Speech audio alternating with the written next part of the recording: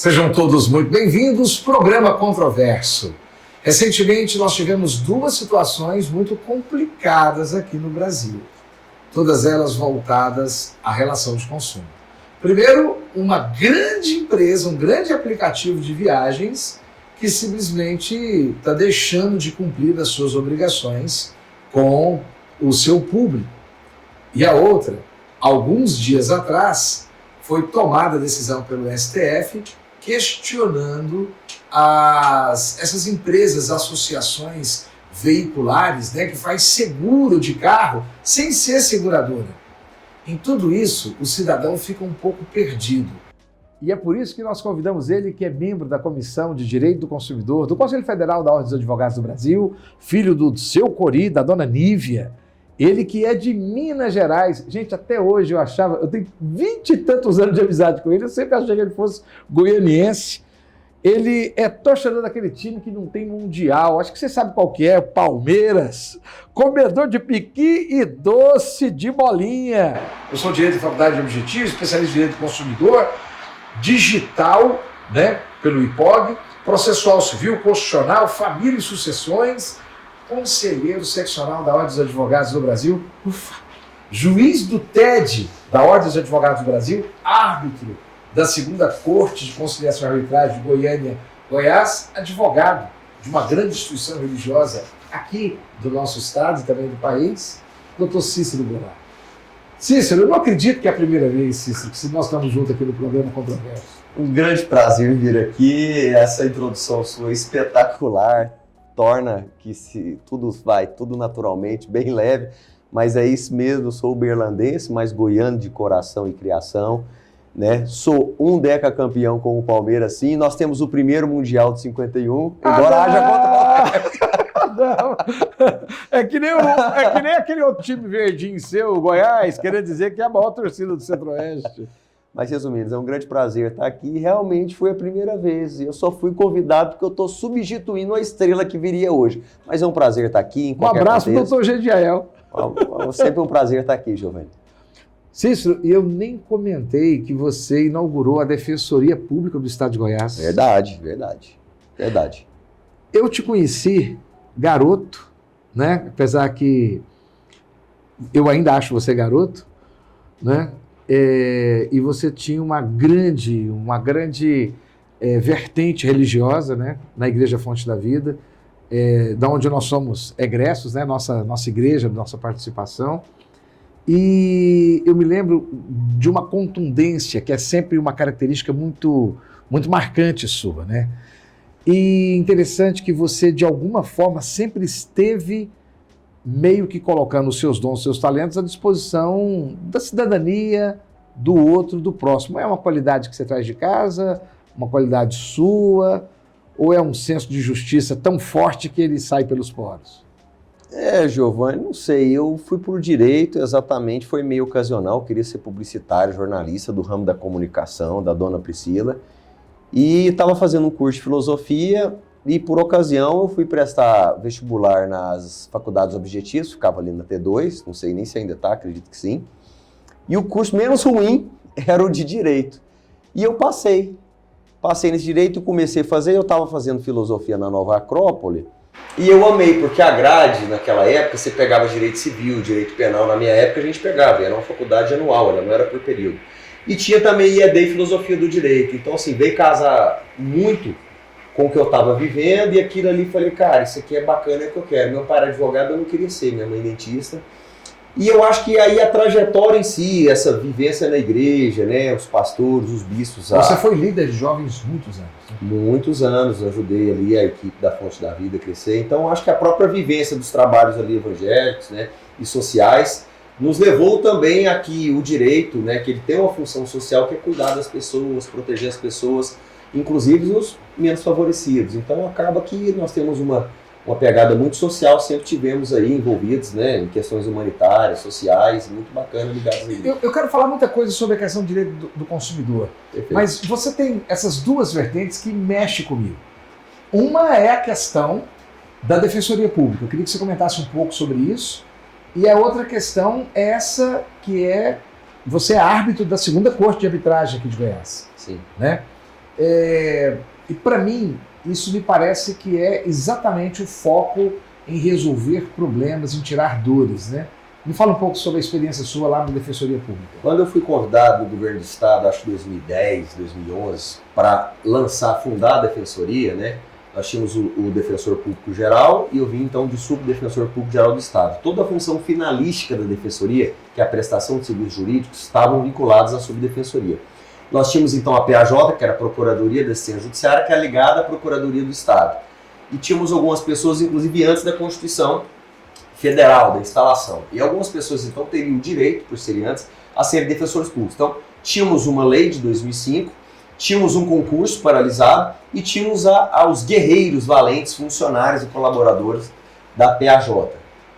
Então, o chefe da Defensoria deveria ser da carreira. A PAJ é a mãe, então, da atual Defensoria. Exatamente. Então, era o núcleo de assistência judiciária, daquele que não tinha um advogado para pagar, ligado à Procuradoria, tinha alguns advogados ali do Estado, outros cadastrados, alguns servidores que eram servidores estaduais, se formaram advogados e foram prestar serviço, mas ainda não era o órgão constitucional com a grandeza que tem, com a relevância, né, ali na Constituição Federal. E então, para iniciar esse trabalho, não tinha ninguém da carreira, que era chefiada por alguém da carreira. Tinha um primeiro concurso que estava, inclusive, paralisado. Então, o governo do Estado teve que nomear comissionados para a gente começar esse trabalho. E foi muito engraçado, foi como abrir um boteco, eu falo assim.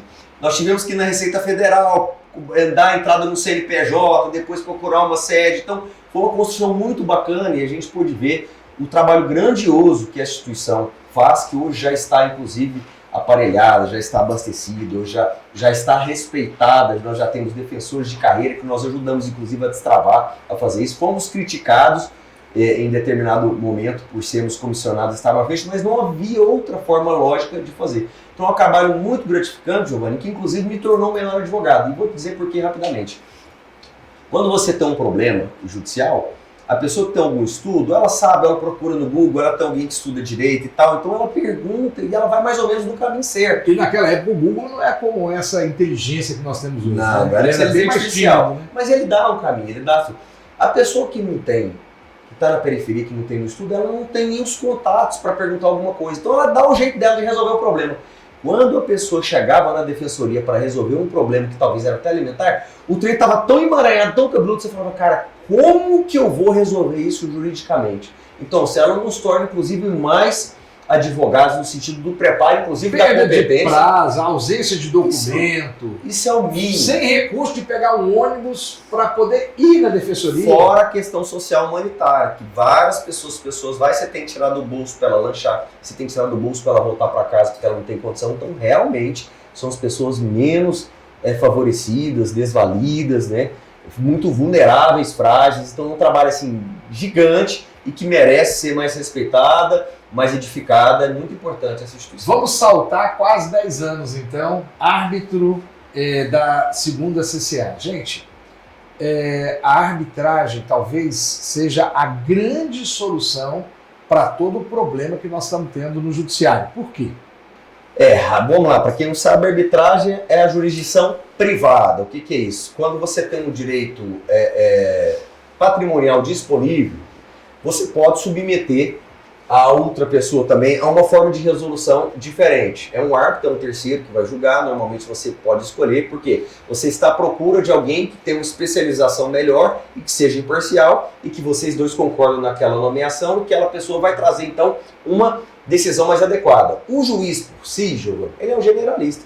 Ele prestou um concurso de todas as áreas, ele vai para a Justiça Civil, normalmente ele vai para o interior, lá ele faz previdenciário, trabalho, federal, tudo, tributário, tudo fica até ali, e mesmo nas grandes capitais, quando ele já está no seu juízo ali, na sua primeira, na segunda, na terceira instância, ele também ele pega todo o direito civil. Na corte, não. Eu posso escolher, por exemplo, eu estou com uma questão imobiliária, eu posso escolher uma corte imobiliária ou pessoas que são do ramo imobiliário e falar, cara, eu quero que essa pessoa, em caso a gente tenha uma discordância desse contrato, ele analise. Isso faz com que algumas demandas, inclusive, deixem de entrar no poder judiciário, poder estatal, a jurisdição estatal.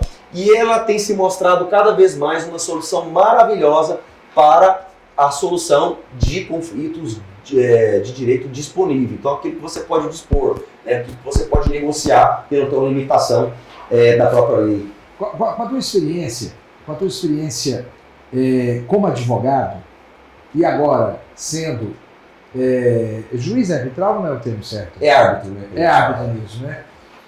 Porque teve uma época que o pessoal se apresentava como juiz arbitral, tinha até carteirinha. Porque a gente fala juiz ou arbitral, né? Mas na verdade é arbitral. É um juiz. É o árbitro.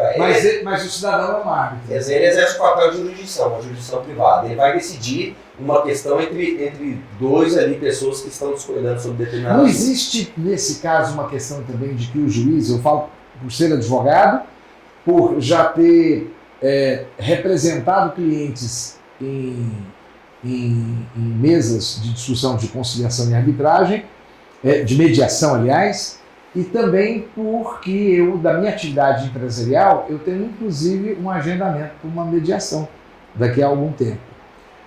Você não acha também que o juiz está um pouco preso na burocracia judicial e essa burocracia, às vezes, ela não consegue atender nenhuma das partes? Ela consegue ser ruim com os dois? Eu acho que esse é o grande problema do judiciário. Nós temos ali um roteiro, né, inclusive de composição, às vezes até de mediação e legislação, mas as pessoas não se importam. Se importam exatamente em cumprir aquele cronograma, aquele esqueleto frio, mas não se debruça. Então, por exemplo, uma conciliação, você destinar 15, 20 minutos pelo número de audiência, não dá tempo para você explicar o que é o processo, de convencer a parte. Então, assim, esse processo deveria ser mais demorado, mais... O pessoal já vai por ringue, né? O pessoal já vai com o cheiro de sangue. Trouxe um requisito aqui que eu quero diminuir a conciliação. Tá, então você tem que treinar conciliadores. Então você tem que preparar as pessoas, você tem que explicar o que é, você tem que fazer 1, 2, 3, 4, 5 tentativas. Aí nós vamos conseguir evitar o processo e a judicialização. Nós vamos criar uma cultura do acordo, ou da superação dos litígios. Doutor Cício, todos os contratos que eu redijo, todos, seja para os meus interesses ou de clientes que eu tenho, eu sempre insiro a questão da mediação de arbitragem. Muito bom. Sempre. Sabe uma questão excelente da mediação, que os advogados quiserem colocar nos contratos todos? Que a mediação, na verdade, ninguém vai tomar decisão por isso, né? Vai ser uma coisa assim que vai colocar e vão deixar as partes se resolver. É uma autocomposição. Mas é que se você colocar isso no contrato, e aí tiver uma discussão desse instrumento, e você chamar a outra parte e ela não comparecer para a mediação, no caso de judicialização, ela tem que pagar metade dos honorários e da custas. A lei traz essa implicação. Então é uma vantagem muito grande para quem coloca uma cláusula de mediação obrigatória. A outra parte é no mínimo obrigada a comparecer e tentar uma resolução de forma mais consensualizada. Como eu prometi, falamos sobre defensoria, falamos sobre arbitragem e agora direito do consumidor. É a sua paixão? Porque você é autor de um livro, né, sobre direito do consumidor, né, o livro Sociedade do Consumo e os Direitos do Consumidor, que você assina como coautor. Coautor, é um livro com alguns artigos, eu escrevi um dos artigos, fui selecionado, tive a honra, foi inclusive minha tese de monografia, de trabalho de conclusão de curso, Dr. Jorge Carvalho, que é muito respeitado na área, foi o nosso coordenador. E o direito do consumidor, também não sei como que eu fui parar, a vida foi me levando, e está em tudo quanto é lugar, né? E aí eu acho que talvez por estar sempre nessas questões humanitárias, o pessoal mais frágil, mais vulnerável, eu fui parada também, né, para aprender um pouco mais dessa vida sofrida deles também no que se refere a consumo.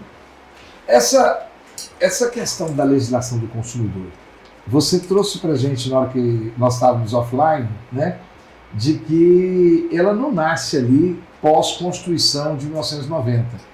Ela é uma construção que é anterior a isso. Conta um pouquinho dessa história, porque eu achei super interessante. Em verdade, o processo de industrialização do Brasil começa ali na década de 60 e 70.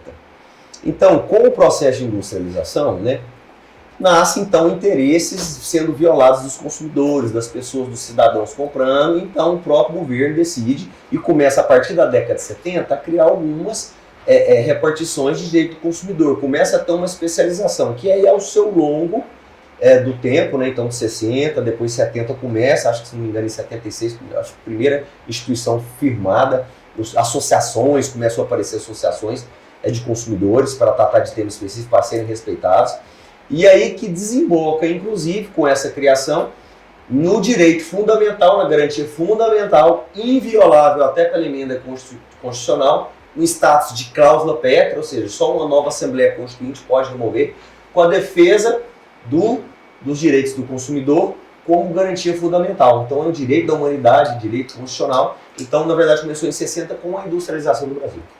Agora, Você percebe uma diferença hoje, em 2023, em relação à consciência do consumidor dos seus direitos, Sim. em relação ao que nós tínhamos no século passado, em 1990, até mesmo no início desse século agora? A consciência do consumidor está diferente? Sim, houve uma profissionalização de várias profissões, inclusive do direito.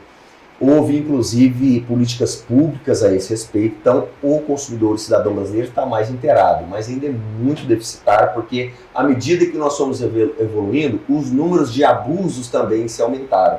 Então, chegou o judiciário a receber tantas ações, no caso consumeristas, que criou o instituto do mero aborrecimento. Então, eu não dou indenização, aí isso todo mundo passa. Começou a normalizar aqueles abusos, mas na verdade é o seguinte, são tantos abusos de forma tão violenta que é uma cultura do abuso que representou mais ajuizamentos. E o judiciário, vendo aquela demanda maior, começou a criar estratégia para evitar os ajuizamentos ou então diminuir as indenizações. Então eu estou muito triste pelo cenário atual brasileiro, porque se quer exatamente evitar, não se quer consertar o problema do desrespeito ao consumidor, do usuário de desrespeito. Mas eu quero o seguinte, não, está chegando muita demanda daqui, porque está tendo muito prejuízo, muita violação, mas então eu vou eliminar a indenização e diminuir. Quando na verdade você deveria abraçar esse consumidor e aumentar as indenizações para que as empresas pudessem se consertar. Então nós estamos normalizando que o abuso seja perpetuado através das grandes indústrias e grandes empresas.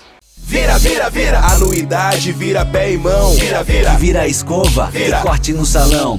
Anuidade, vira vacina, que vira saúde e saúde predomina. Vira, vira. Anuidade, vira locação, no céu vira convite e mais animação. Vira, vira. Anuidade, vira escritório, que compartilhado vira mais evolução. Casag vira mais, é vantagem pra advocacia de Goiás. É mais benefícios, é Casag vira mais. Vira, vira. Casag movimenta as oportunidades. Casag movimenta e amplia as possibilidades. Casag vira mais vantagens pra advocacia de Goiás. É o programa da Casag. Casag vira mais. Vira, vira. Vira Mais, um programa da OAB Goiás por meio da Casag ESA, de benefício ampliado para toda a advocacia. Mais possibilidades em todo o estado. Confira onde usar o Casag ESA Vira Mais, um programa OAB e Casag, impulsionando e acolhendo a advocacia. Vira, vira, vira. Casag vira mais. Vira, vira, vira. O goianiense é gentil e acolhedor. Porque no trânsito é diferente. Na vida e nas ruas, estamos todos juntos. Pedestres, ciclistas, motociclistas, trabalhadores, estudantes, mães e pais de família. Gente como você. Vamos transformar o trânsito de Goiânia em um exemplo de civilidade e respeito às leis e às pessoas. Violência no trânsito tem que parar. Maio Amarelo, Secretaria Municipal de Mobilidade, Prefeitura de Goiânia. Eu tive uma discussão uma vez no tribunal, onde eu estava conversando estava com uma sustentação oral e não quero falar o segmento, um determinado segmento específico, mas é de órgão público, mas atendia a questão do consumidor. E eu levantei lá e mostrei, disse, olha, esse aqui tinha acabado de sair no jornal local de Goiânia, de grande circulação, uma informação de quanto ia precisar investir para melhorar aquele determinado tipo de serviço. O que foi que eu disse para os desembargadores? Se eu fizesse parte do grupo jurídico aqui, eu diria, olha, muito melhor deixar o povo morrer e machucar do que pagar, porque as indenizações compensam. Exatamente. É essa a lição que o judiciário está dando para a sociedade. E, Giovanni, que é mais barato. Quanto dos lesados, qual o percentual dos lesados que vem até o judiciário reclamando? 10, 15%, olha lá. E além disso, as indenizações às vezes são negadas ou são diminuídas. No Brasil convém lesar. Você não tem indenização, caso você que está me ouvindo não saiba, indenização aqui para pessoas que machucaram, foram atropeladas, etc, é 15, 20 mil reais. Nós temos um teto para hoje. Morte, 100, 120 mil reais. 50 mil para morte. É padronizado no estado de Goiás. O tribunal pacificou. Você morreu, não importa de que alguém causou, é 50 mil se você tiver razão, se você ganhar ação. 50 mil. Claro, pode ter correção da época e tal, pode ter reajuste, mas é 50 mil. Morreu, acabou. Esse é o valor de uma vida. Aí eu te pergunto, 50 mil se acabou. Então, se atropelou e arrancou metade do corpo, fazendo uma proporção, Então uma perna vale 30 mil, 15 mil. Aí se o cara for um sádico, se o cara for um transtornado, compensa, né? Se ele for milionário, compensa. Eu acho que aí talvez seria diferente, às vezes um jogador de futebol que já está famoso perde a perna, talvez uma indenização maior. Mas via de regra é meio que está padronizado, nós temos tabela do DPVAT, nós temos tabela para lesões corporais, sim. Vamos conversar um pouco sobre casos práticos, ok? Como é que fica essa questão aí? Nós temos um aplicativo, não quero dizer o nome para não fazer propaganda, mas tem um aplicativo há algum tempo atrás que era de turismo. Muitas pessoas adquiriram pacotes e não vão viajar. Como é que fica esse tipo de situação perante o direito consumerista e que tipo de situação, que tipo de atitude que o consumidor tem para poder guardar e resguardar seus direitos? É chorar e lamentar? Vamos lá, se você trouxe uma situação genérica, se essa pessoa não for viajar por motivos pessoais ou qualquer motivo, se ela comprou à distância, por internet, por catálogo, ou gente batendo na porta dela, em stand de vendas na rua, então a compra à distância, ela te dá um direito básico no Código de Defesa do Consumidor, artigo 49, que é o direito de arrependimento. Então eu tenho 7 dias da entrega do produto, da contratação, para me arrepender daquela compra. Tá? Então isso é um direito básico. Outra coisa, por que ela não foi viajar? Foi um defeito do aplicativo ou da empresa lá? O aplicativo faliu, ele está devendo 50, 100 milhões. Mas aí então é só lamentar, se é esse caso. Porque se eles deram culpa ao meu impedimento de viagem, então eu poderia reivindicar nos órgãos administrativos, no PROCON, diretamente a ele ou na Justiça, essa restituição, material ou até mesmo moral. Mas se ele falir, vai ser o ganha mais um leve. Ele vai ganhar, vai ser difícil. Doutor Cícero, e é um pouco por isso que eu pedi o senhor para vir aqui. Para fazer uma análise comigo, da sua opinião pessoal, pode ser de forma empírica mesmo. Poxa vida, não está faltando que os órgãos de regulamentação, eles acompanhem essas situações antes delas explodirem? Por exemplo, eu estou com um problema na minha internet. Isso aí é a reclamação que a gente mais ouve. Brasil então, inteiro. Antes de eu precisar contratar o Dr. Cícero como meu advogado, para entrar no juizado especial civil, para alegar os meus prejuízos, isso não deveria só ligar na Anatel e a Anatel promover o acerto dessa questão? A criação das agências reguladoras e executivas foi exatamente nesse sentido, no sentido de implementar os bons serviços públicos, né, ou delegados, ou mediante concessão ao setor privado. Nós temos casos de agências que são mais efetivas, então tem uma ação, e nós temos realmente casos que parece que elas estão muito omissas, ou complacentes, ou as empresas entenderam e conseguiram indicar pessoas ligadas a ela. A gente vê que algumas composições, em determinados momentos, em alguns governos, pessoas, por exemplo, da internet, então empresas de internet fazem um lobby e nomeiam pessoas para o órgão que irão fiscalizá-las. Então, se eu tenho um companheiro meu ou indicado meu, qualquer problema que eu tiver, ele vai avaliar, ele vai tirar a mão, ele não vai chegar ao ferro e fogo, que é isso que você entendeu. Então, existe sim uma politização muito grande dessas agências, talvez até uma ocupação por pessoas que, em tese, teriam interesses, né, em se manter os interesses econômicos das empresas, e eu acho que um pouco é por conta disso também. Fica aí a dica aí, vocês como jornalistas, levantar esses casos e fazer uma debate. Doutor, muito obrigado. Eu trago o cara que fundou a Defensoria Pública, o cara que é juiz arbitral, desembargador arbitral, ministro arbitral, e o senhor joga no colo da imprensa. Muito obrigado. Vocês vão achar algumas situações interessantes, eu penso. Rapaz, então eu vou te colocar alguma interessante. Dia 3 de maio, próximo passado, o STF entendeu que aquelas associações, né, de apoio mútuo e que o pessoal e que fazem a proteção veicular, não vou dizer o nome aqui também, porque a gente não pode expressar, mas você tem o seu seguro como uma seguradora ou essas associações que fazem proteção veicular? Eu sou essas associações. O nosso diretor aqui, eu também sei que é essa associação. Não sei se a nossa jornalista também não é essa associação, ela tem um pouco mais de dinheiro, é a seguradora. Pois foi considerado nulo, inconstitucional. Não foi recebido, então os contratos são nulos, eles não são passíveis de cumprimento. Exatamente. Como que fica essa relação de consumo? Ou foi eu que me expus ao erro? Nós vamos descobrir agora, porque é o seguinte, exatamente, o STF veio e considerou inconstitucional, era uma lei goiana, daqui de Goiás, que inclusive que fez com que essas cooperativas, essas associações de proteção veicular, que dão, então, uma certa segurança àquele que a contrata, como se fosse um seguro, ó, se você bater seu carro, capotar, nós vamos pagar, né? Isso é inconstitucional, essa lei. E várias dessas empresas migraram para cá. Então, até então, a notícia que se tem é que quase 30, mais de 2 dezenas dessas empresas vieram para cá para fazer esse segmento, legitimadas pela lei goiana, que agora caiu.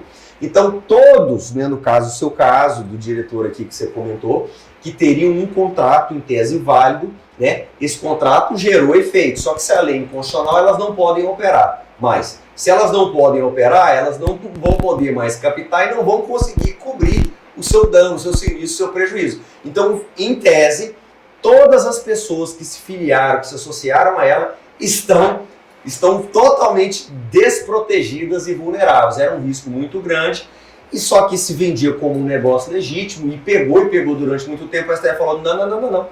Vocês não são regulados pela SUSEP, né, que é a Superintendência de Seguros Privados. Vocês estão fracionando e vendendo produtos como se fosse seguro em valor inferior ao de mercado, que não paga. Vocês estão cometendo várias fraudes, deixando de cumprir até a coisa que está no contrato. E mais ainda, quando se vai investigar que é aquilo, você vai ver que os donos das associações cooperativas, aí ele também tem o guincho, tudo é dele. O de transporte, a oficina, então tudo desemboca dele. Então ele criou o valor que todo mundo paga para ter proteção, ele tem a oficina que vai consertar seu carro, ele tem o guincho que vai consertar. Então viram que era um nicho muito bacana, e agora em Goiás não pode mais, e acredito que se houver em alguns estados também, não vai prevalecer. Corra e faça seu seguro, de verdade. Doutor, agora como é que fica a questão, por exemplo, nesses casos? Porque eu aqui pensando comigo, né? Esse pessoal recebeu um pagamento mensal de um grupo grande, e eles não terão mais que cumprir essas obrigações. Concorda comigo? Então, vem a decisão judicial, e como é que fica esse dinheiro? Porque eles estão todos cheios de recursos financeiros. Em tese, não importa o que eles arrecadaram, é lucro deles. Eles têm que cumprir a obrigação, até porque eles Mas eles não podem. Só que eles não podem mais funcionar. Então... Só que eles vão aproveitar e não vão cumprir. Então eles vão pegar, vão terminar as coisas, vão dar baixa, vão liquidar eles e vão sumir. Todo mundo vai ficar. Então, se o Giovanni Bueno bater o carro e tal, eu acredito que ela não vai mais cumprir. Ela vai sair do mercado e eles vão... Isso é o que eu acredito. Elas teriam que cumprir porque está em contrato. E você, a parte vulnerável, você não pode estar desassistida por uma operação comercial ilegal dela, inconstitucional. Só quer ter que cumprir. Mas para que eu vou cumprir se eu não posso nem operar no mercado? Então elas vão pegar o dinheiro e sumir no mundo. Doutor Cícero, quem quiser saber de informações de consumidor, que ligue no seu telefone ou nas redes sociais. Eu quero saber de rolo de briga. Como é que fica esses golpes? Esses golpes.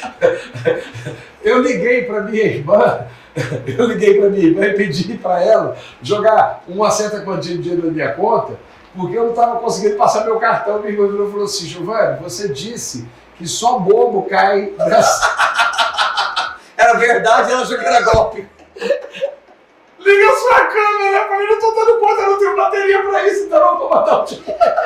Porque você explicou no grupo da família... Para não mandar dinheiro para ninguém. Que não manda, e que você jamais faria isso, né? Pedir dinheiro. Rapaz, eu tive que carregar o meu celular. Eu fui pagar uma conta da prefeitura, rapaz. Carregar o celular, mostrar que era ele. Ó, agora eu te pergunto, quem cai nesses golpes, né? A pessoa tem condição de questionar o banco, a pessoa tem condição de questionar. Sim. Nós temos 2 minutos para falar isso. Primeira coisa, me impressiona você não ter dinheiro para pagar uma conta na prefeitura. Isso para mim realmente é uma novidade muito grande. Peguei a carteira errada. Uma pessoa muito abastada. Segunda coisa, nós temos alguns artifícios. Golpes. O Cícero só tem amigo rico. Golpes, eu vou falar uma coisa para você. Dezenas, centenas, milhares, cada dia surge um novo. Mas, então é o seguinte... Mas, por exemplo, você fez um Pix errado, se você descobrir na hora, se você se ligar, porque a pessoa faz, o que acontece? nós temos o MED, o Mecanismo Especial de Devolução do Banco Central. Se for algo rápido, você pode entrar com reclamação no Banco Central, ele trava o dinheiro do destinatário. Então acontece, eu já peguei cliente que não tinha nada a ver, fizeram o Pix errado. Pelo amor de Deus, explica isso aqui pra gente, explica um pouco melhor. Então, onde o cara vai, como que ele faz. Mecanismo especial, fiz um Pix errado, acontece, eu caí numa fraude e identifiquei. Ele pode entrar no site do Banco Central e fazer essa reclamação, automaticamente ali, o banco vai travar a conta do correntista, o destinatário, por ali, por um dia, 2 dias, 3 dias, fica um período, às vezes a pessoa muito mais, ela vai ter que justificar qual que é a origem daquele recurso. Eu, inclusive, Giovanni, já tive cliente que a pessoa não tem nada a ver, fizeram errado, travou uma recursão dela por causa de R$70. Se você é telespectador, se você é internauta, quer entender um pouco melhor, porque eu mesmo vou querer aqui em off que ele me explique melhor. Aqui, durante todo o programa, saiu a indicação das redes sociais do Dr. Cícero Goulart. Ele vai te explicar isso bacana, não vai te cobrar honorário não, viu? Você avisa para ele que foi aquele programa que você assistiu. E outra coisa que você pode fazer, por exemplo, você usa cartão de crédito, habilita as notificações aquela de compra. Ó, passei agora na frutaria do seu Zé, comprei lá 3 maçãs. Quando você passa, chega o recado. Porque se alguém usar seu cartão ou clonar, vai chegar a mensagem de uma compra autorizada. Então, imediatamente você já pode ligar para o banco e travar. Ó, não fiz essa compra não reconheço. Isso antecipa ter menos fraude no seu cartão também. Você habilita no seu celular e no banco para chegar a notificação. Se isso aí o cara quer brigar com o cartão de crédito com o banco, ele tá certo ou tá errado? Sim, porque, querendo ou não, o risco do negócio é da operadora de cartão de crédito. Então do tá banco. certo mesmo. O consumidor é vulnerável, a depender da fraude, ele pode ir ganhar uma indenização, inclusive. Empréstimos que ele fez, tudo, ele não pode contribuir com isso. A partir do momento que ele contribuiu, vou dar um exemplo, mas já são que eu já ganhei. A senhora era a senhorinha, anotou a senha, 6 dígitos, só que ela pôs o 3 na frente. 3, aí pôs as 6 coisas, como se fosse um telefone. O mala pegou a bolsa dela, pegou aquilo inteligente, fez e conseguiu fazer empréstimo, tudo com a senha pessoal dela. Quando então ela deu causa, ela contribuiu também para que aquilo ocorresse, uma senha, só mediante senha. Mas mesmo assim, em caso específico, há decisões, inclusive eu tenho, né, em caso que a gente consegue reverter, porque realmente o consumidor é parte vulnerável, mas isso tem virado, as empresas têm feito lobby, as empresas têm se defendido, falando isso do indústria de indenização por dano moral, então a gente fica entristecido porque tem mudado para o consumidor, ele tem se sentido um pouco desamparado, ali, enfraquecido, fragilizado nas decisões dos tribunais. Cara, fantástico te ouvir. Você é o tipo da pessoa que a gente ouviria horas, rapaz. Obrigado. E eu queria ver se eu for fazer uma live, se eu posso convidar você para a gente trocar uma ideia com o nosso telespectador. Mas se for apropriada, se o senhor puder contribuir com o assunto, pode ser possível, sim. Priscila Gonçalves, nossa jornalista, ela trouxe uma frase que eu achei super interessante, principalmente de quem ela é, de John Kennedy, que fala que todo consumidor tem o direito essencialmente à segurança, à informação, à escolha e de ser ouvido. Que vem, inclusive, da origem do direito do consumidor norte-americano, que tudo vem de lá. Do início, sim. Então isso era muito importante na época que foi falado, inclusive é hoje. Mas tinha mais relevância, então, nesse momento. Olha, e eu quero fazer um desafio para você. Rapaz, nós temos em São Paulo um cara chamado Celso Russomano, que faz um programa maravilhoso, muito explicativo. Eu acho que muito desse amadurecimento da mentalidade do consumidor passa por Celso Russomano, mesmo que ele seja meio espetaculoso, né? Mas, rapaz, pensa nisso. Acho que a televisão gosta de você, você vai verificar aí que você fica bem na tela, você tem um conhecimento, uma segurança. Você podia ser o nosso Celso Russomano aqui do Centro-Oeste. Não vou nem falar do piqui com bolinha, não. Viu? Muito obrigado, Giovanni, pelo convite, pelas menções honrosas. Eu estou sempre à sua disposição e do programa Controverso. E você permanece conosco. Você está no lugar certo.